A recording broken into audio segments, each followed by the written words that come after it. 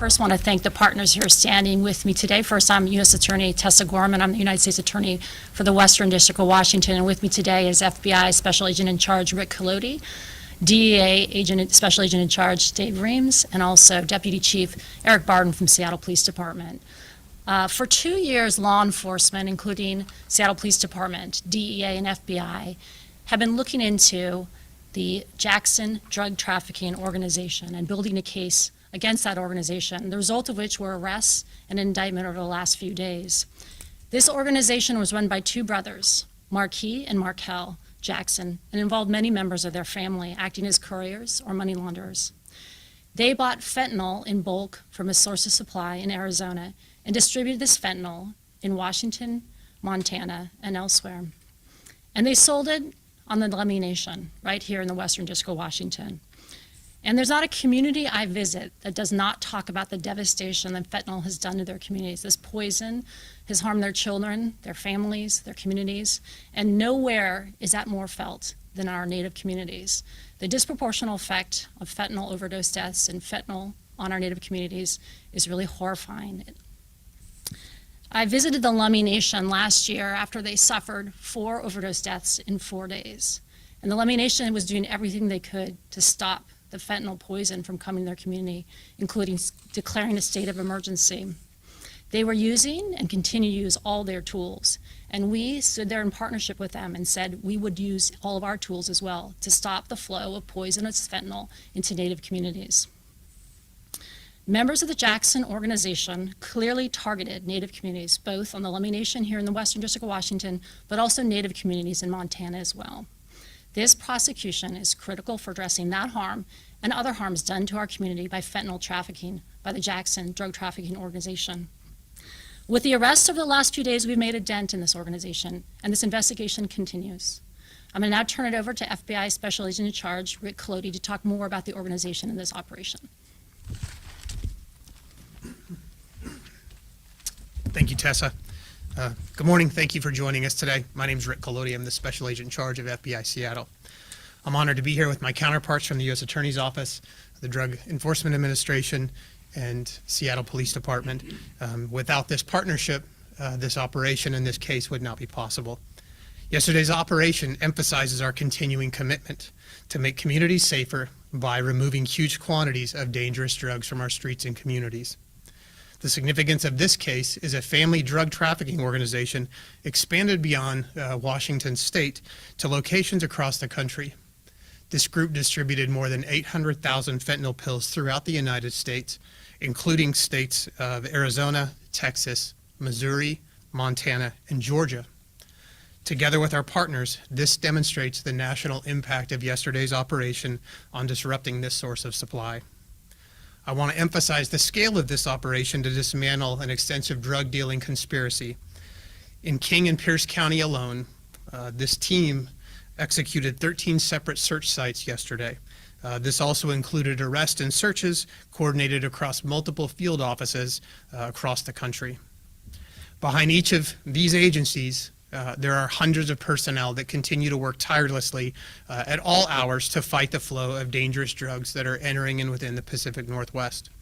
Investigations like these take months and years, gathering evidence, analyzing data and trends, interviewing witnesses, and other investigative methods. Over the course of this investigation, law enforcement successfully seized more than 846,000 fentanyl pills, 6 kilograms of powdered fentanyl, 7 kilograms of cocaine, and 29 firearms. Drug organizations prey on the most vulnerable in our society in a devastating cycle of violent crime and addiction that destroys families, communities, and individual quality of life. Our task here isn't done, and the investigation is ongoing. But we're here to recognize the hard work of hundreds of people executing arrests, search warrants, processing evidence, and providing technical expertise. Together with law enforcement across the country, we're committed to disrupting these organizations, combating transnational crime, and reducing the availability of illicit drugs. I'd like to now introduce DEA SAC David Reams. Thanks, Rick. Good morning. I'm Dave Reams. I'm the Special Agent in Charge of the Seattle Division of the Drug Enforcement Administration. Thank you for coming this morning. I would first like to thank our partners at the U.S. Attorney's Office, the FBI, and the Seattle Police Department, who you see here, as well as our partners at the Lummi Nation Police Department, the Whatcom Gang and Drug Task Force, and the Bureau of Indian Affairs, who all played key roles in this investigation. Fentanyl is DEA's #1 priority. Fentanyl poisonings devastated the Lummi Nation by exacting an outsized toll on that small community. Today, this team is able to hold accountable some of those responsible, people who profited from the despair of the Lummi Nation, as well as many other communities in Western Washington and beyond. This team sees, as SAC Collodi already mentioned, 846,000 illicit fentanyl pills, 6.6 kilograms of fentanyl powder, 7.8 kilograms of cocaine, and over 3 kilograms of methamphetamine, as well as 29 firearms. Cocaine and methamphetamine are often contaminated with fentanyl, sometimes with deadly results. All the drugs seized in this case will be analyzed by a DEA laboratory. DEA lab analysis shows that 7 in 10 fentanyl pills contain a potentially deadly dose of fentanyl. This callous drug trafficking organization stands accused of distributing quantities of fentanyl great enough to potentially kill nearly 1 million people, which would fill Lumen Field more than 15 times over. Fentanyl dealers leave a trail of death and misery in their wake, as the Lummi Nation and so many other communities have painfully experienced. Getting this fentanyl off the streets helps save lives.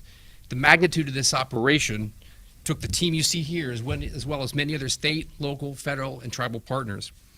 Only together can we achieve a real measure of success in this fight against fentanyl trafficking. Thank you. I'd like to introduce now Deputy Chief Eric Barden, the Seattle Police Department. Well, I didn't really plan to speak, but I will say this, that Seattle Police Department very much appreciates the cooperation and collaboration with our federal, state, and local partners to take on investigations like this. We can't do it by ourselves, and hopefully we provide some value to our federal partners as well. Scourge of fentanyl is evident on the streets of Seattle, and we're doing everything we can to stem the flow of that deadly drug to hopefully save lives. Thank you, and we can take some questions. I don't see any manufacturer charge. Do you believe that these pills were brought in from somewhere else to Arizona? Do you want to take that? Typically, fentanyl pills are manufactured in Mexico.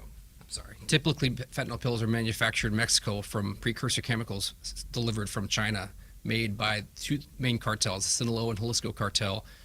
That precursor chemical is turned into fentanyl in Mexico and then trafficked north.